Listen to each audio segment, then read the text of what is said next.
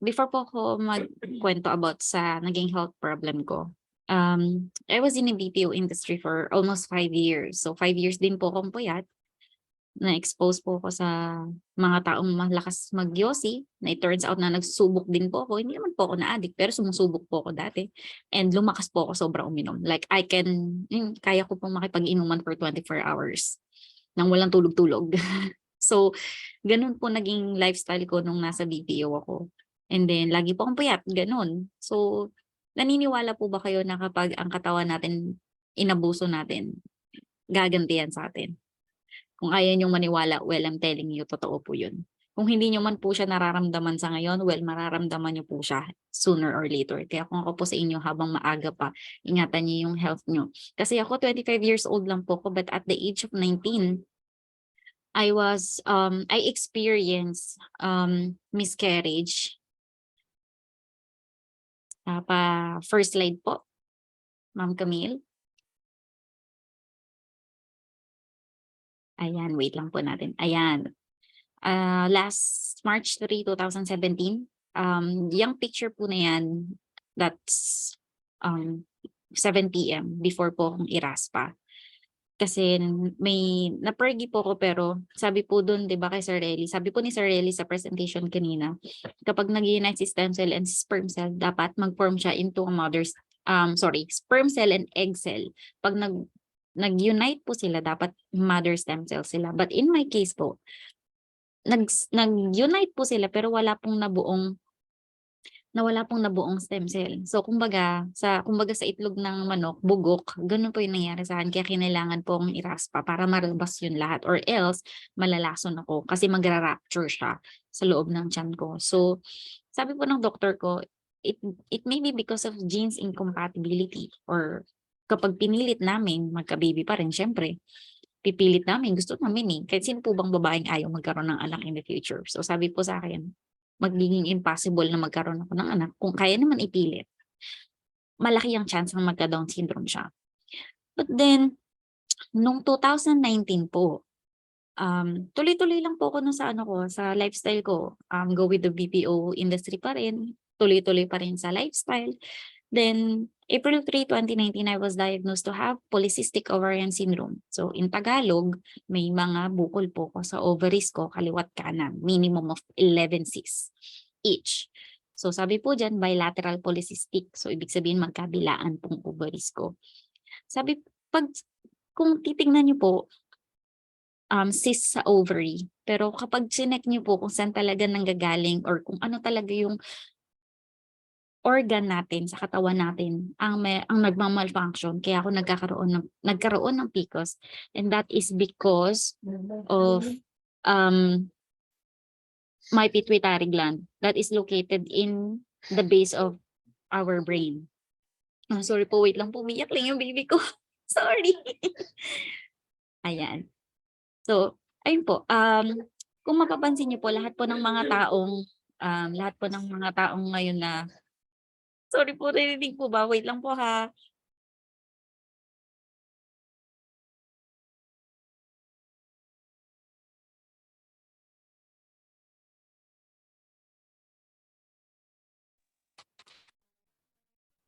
Ayun, thank you so much. Sorry po, sorry. Nagising lang po bigla yung baby ko. Sorry, mamaya po makikita niyo siya. May picture po ko na i-share sa inyo. So, ayun na nga po. Going back to my story. Kung napapansin niyo po, lahat po ng mga health condition na may kinalaman sa brain, ang hirap niyo pong i-address. Example, stroke. Meron po ba ditong stroke na in less than a year, nagiging okay na, nakaka-recover na? No. May Alzheimer's po ba dito? At Parkinson's disease na kapag na-diagnose in less than a year, okay na rin? No. Especially autism. Wala po. Wala. Kasi ganun po kahirap i-address yung brain natin kasi sobrang komplikado po ng brain natin. Even injection and yung synthetic drugs, hindi po kayang i-reach yung brain natin. That is why, sabi sa akin ng doktor ko, wala pong gamot sa PCOS. And they didn't know kung ano pong naging cause or root cause. Bakit po ako nagkaka-PCOS? Next slide po, Ma'am Camille. So sabi po, nag-research po ako ng mabuti regarding my condition kasi I want to give my co-workers warning kasi pare-pareho po kami ng nangyayari, pare-pareho po kami ng kumbaga lifestyle in our work. So kapag pinabayaan po palang PCOS, mataas ang risk namin na magka-type 2 diabetes. Nung na-diagnose po ako na mayroon akong PCOS, pinag-check po agad ako ng doktor ko ng glucose tolerance. So dun po lumalabas na konting-konting kembot na lang po talaga. May diabetes na ako. Buti na lang nakapagpa-check ako agad. And because of that diagnosis, hindi yung love na love kong chocolates sobrang hina ko na po kumain. Even yung rice, kahit ko Filipino, we love rice, right? Pero dahil po doon, nagbawas na rin po ako. We are also at risk at having heart disease, high blood pressure, cholesterol abnormalities. Meron pong may mga PCOS na ang taba-taba kahit nang hina naman po kumain. And worst case scenario is endometrial cancer. So isa po yan sa pinaka nakakatakot na mararanasan namin may mga PCOS. And next slide po, nung nag-start po ako dito kay Ribe International, ang gusto ko lang po is i-advocate yung goodness ni per-tier placenta. Nakalimutan ko po na meron nga po pala akong ina-address na PCOS kasi I've been addressing it for how many years already. Tapos wala namang nangyayari. Hindi pa rin naman ako naging pregnant, nahihirapan pa rin ako maging regular yung menstruation ko na before regular siya. So, nung nag-take po ako ng per-tier, si Ma'am Helen po tinulungan niya ako makapag-take kasi sabi niya sa akin, it is very impossible for me to share the goodness of per-tier placenta kung ako po mismo hindi ko pa nasubukan. So, I took it. And then, I took it January 23. And then March 14, nagulat po, parang may kakaibang nangyayari sa tiyan ko na parang never ko pa namang naranasan. Bumubula siya, kumukulo, pero hindi masakit yung tiyan ko. Tapos nag-pregnancy test po ako. Yes, it's a positive, natuwa po ako, pero kinabahan pa rin ako.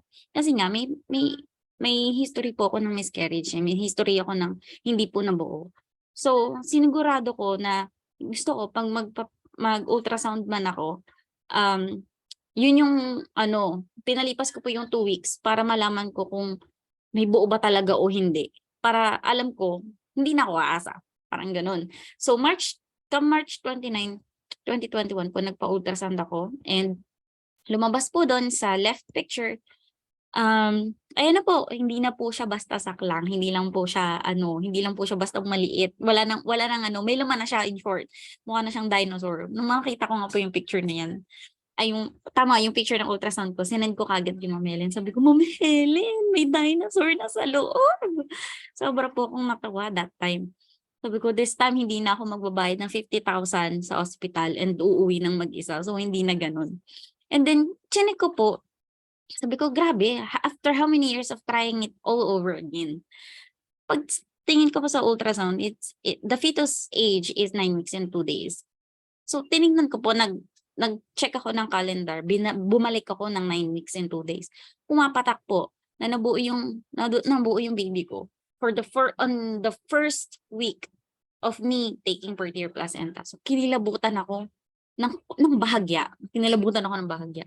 Kasi napaisip pa rin ako, totoo ba talaga to or hindi? So, nag-backtrack pa rin ako. Sabi ko, sa dami ng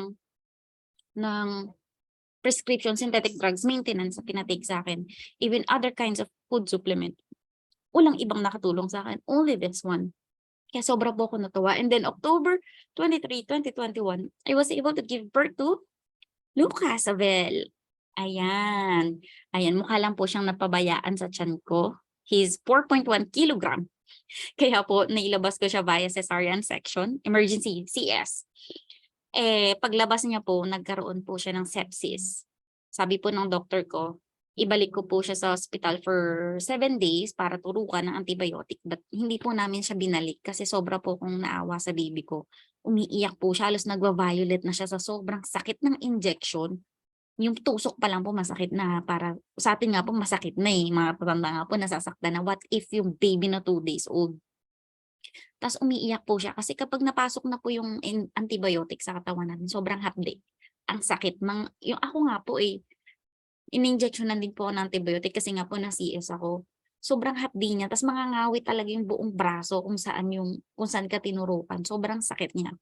So hindi ko po kayang makita ng ganun yung baby ko.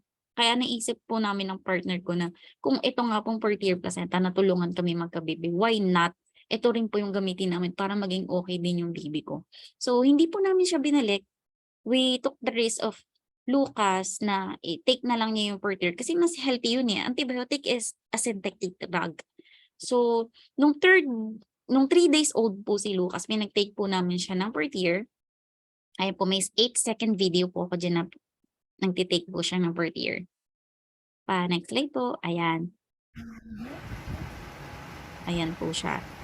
Since sobrang baby pa po at hindi pa po kayang i-take or ilunukin yung capsule, binutas po namin siya tapos pinipiga po yung laman, sinisip-sip ang baby. Ganun po yung ginawa namin for almost 2 months. And now my baby Lucas is very healthy. Hindi po namin siya binalik sa hospital. Ayan po yung pinaka-recent yung picture. Per tier placenta was able to help me have a baby. Have a healthy pregnancy. Naku, kung alam niyo lang po kung saan-saan po ako nagpupunta nung habang buntis ako. Natakot po ba ako sa COVID? No.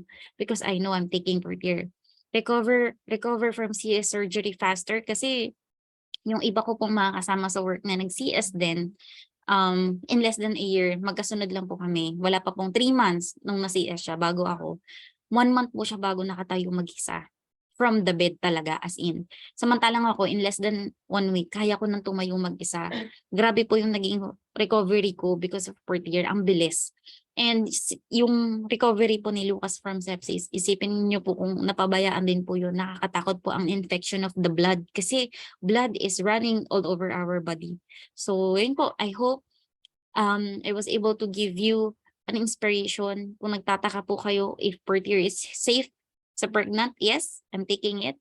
Kung safe po ba siya sa baby at 3 days old, yes, safe din po siya. At kung nagtataka po kayo, kung sa baby nga po safe siya, what more pa po sa adult and sa mga taong nagtitake ng maintenance. Thank you so much for listening. Have a great day.